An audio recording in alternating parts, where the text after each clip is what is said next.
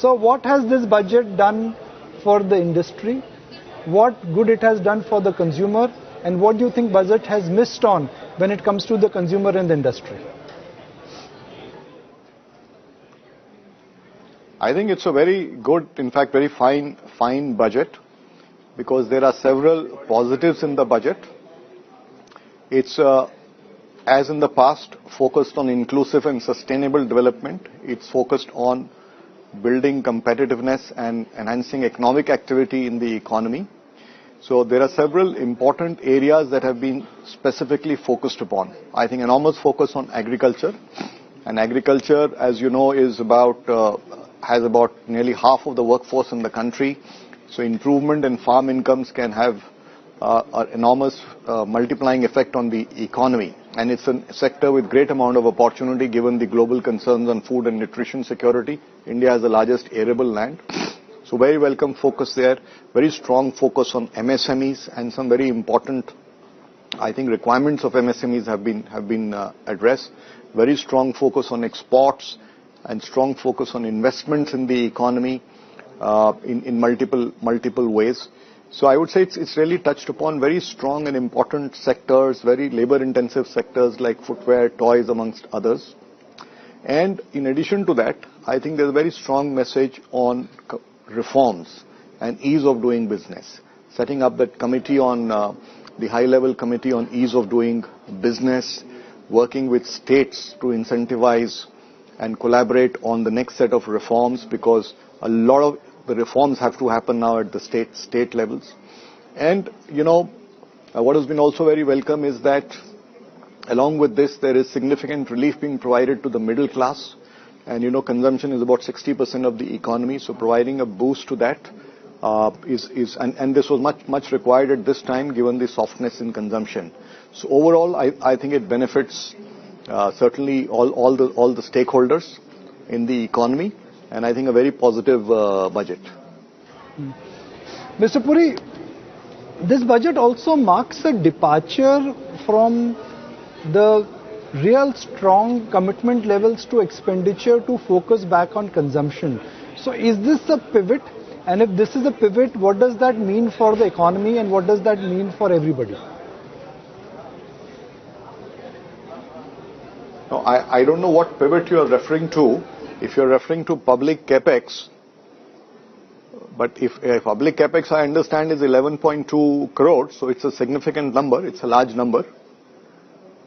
And I think the government has been very consistently focusing on it. The Honorable Finance Minister also had said so in the earlier budgets, and we are talking about 11.2 crores, which is a significant number.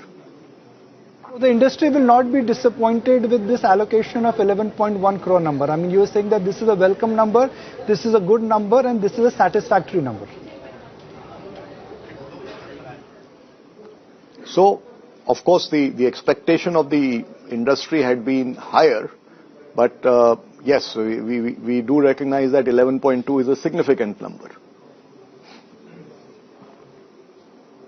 Quite tempted to make you don your ITC hat, and I am sure, that business is in a happy place now that there's definitely more money in the hands of consumers. I think, as I said, it's a budget that is beneficial to all the stakeholders in the economy, and particularly a strong focus on sectors that are high labor intensity, sectors where economic activity can be enhanced and therefore jobs get created. So a very strong focus. So, anything that empowers the economy and creates jobs, I think will be beneficial to all sectors, including the sectors that ITC is into, no doubt. The hallmark of Srimati Nirmala Sitharaman budgets have been that they've been very conservative in terms of their assumptions for both growth and for direct tax. There is still a double-digit assumption for direct tax and other tax collections at a time when fiscal deficit is likely to come down. Is that a reasonable number in terms of the direct tax and the indirect tax assumptions for FY26? See, we have noticed that, the assumptions are always realistic and prudent, and we believe that that is the case this year too. Given the estimated nominal growth of the GDP, I think these estimates are reasonable, certainly. Before the budget, the general view expressed by you and your and the CA office bearer was that this budget needs to focus on unemployment, which is job creation. It needs to focus on India making future ready with the focus on new sectors and new industries. And this budget needs to do perhaps the ease of making business better. Has this budget ticked all three boxes according to you, or only one or two? No, it has ticked. It has definitely ticked. If you look at the sectors that this budget focuses on, say agriculture, MSME, footwear, toys, fisheries, and these are just illustrative examples. Taking an integrated approach to agriculture in 100 districts, 50 tourism destinations, where the industry will also get infrastructure status. Now, these are very employment-generating sectors, and definitely augur well for employment generation. So very, very positive. If you look at the second part, which is on the, the future-facing technologies, I think again the focus on innovation, the focus on nuclear plants, the focus on specific, centers of excellence on AI, for example. So there are many such specific announcements that are made in this budget that will make India cutting edge in the future-facing technology.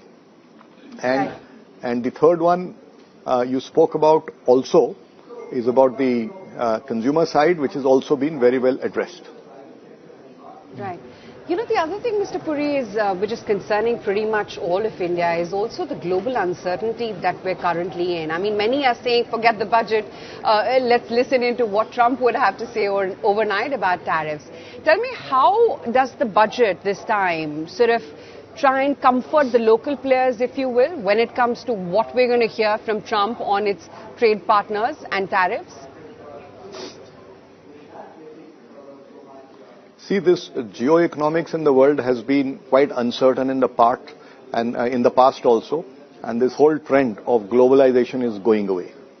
So I would really say a few things here that are important. One is that India needs to focus on sectors where there is opportunity and where India can become a global hub. And you find in the budget sectors clearly identified for that. If you look at, for example, GCCs, for example, if you look at the whole idea to take a sectoral approach on promoting exports by an integrated, team across ministries, and this is something that CI has also advocated. These are the measures to develop certain sectors where there is opportunity, make them competitive. That's what we should do. Second, I think it's around this whole aspect of trade will be governed by integrating into global value chains, which requires a focus on FTAs, which the government is focused on. And second, it also requires some rationalization of customs, which the finance minister has done in this budget in certain sectors. And I think the third area, of course, this is a much of this you see is also not directly with the budget, but I think the organization being set up as an integrated body to look at exports will hopefully help to address all these areas very effectively. And the third one I'm speaking about is, given that certain parts of the world have got excess capacity and therefore dumping stocks all over the world as well as India, so we do need an agile mechanism to respond to it. So these are I think three important facets that we need to address from a global perspective. And I think the integrated approach that the government has announced today is I believe will be effective and very welcome.